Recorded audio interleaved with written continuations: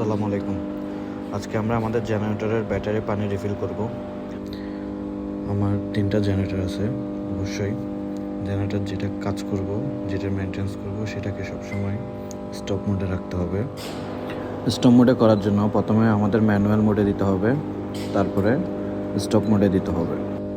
জেনারেটরকে stop মোডে রাখার পর আমরা জেনারেটরের ব্যাটারি ক্যাপগুলো ধীরে ধীরে খুলব। হাতে খুলে গেলে হাতে, দেন রেঞ্জ দিয়ে খুলতে হলে রেঞ্জ দিয়ে খুলব।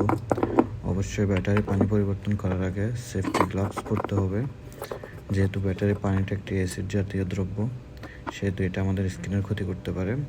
ওই জন্য অবশ্যই সেফটি গ্লাভস পরতে হবে। আর আমরা ব্যাটারির পানিতে ডিস্টিল ওয়াটার অথবা পিওর আরও ওয়াটার ইউজ করতে পারি।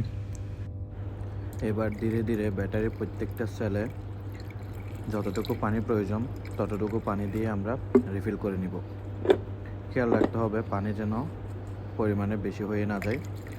পরিমাণ মতো পানি দিতে হবে অবশ্যই। পানি দেওয়ার পর আমরা ক্যাপগুলো ভালোভাবে লাগিয়ে ভালো মতো টাইট করে দিতে হবে এবং অতিরিক্ত পানিগুলো মুছে ফেলতে হবে। ক্যাপ লাগানোর পর আমরা অতিরিক্ত পানিগুলা সবগুলা অবশ্যই মুছে ফেলব। অবশ্যই জেনারেটরের আশেপাশের এবং প্রত্যেকটা জায়গায় পরিষ্কার পরিচ্ছন্ন রাখতে হবে এবং প্রত্যেক দিন সকালে জেনারেটর চালু করার পূর্বে জেনারেটরের ব্যাটারি কানেকশন, রেডিয়েটরের ওয়াটার লেভেল, জেনারেটরের মোবিল লেভেল এবং এয়ার ফিল্টার পরিষ্কার আছে কিনা তা চেক করে নিতে হবে।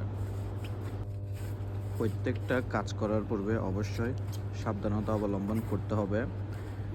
আর জেনারেটরের মেনটেন্যান্স করার পূর্বে অবশ্যই জেনারেটরকে স্টপ মোডে রাখতে হবে। ধন্যবাদ।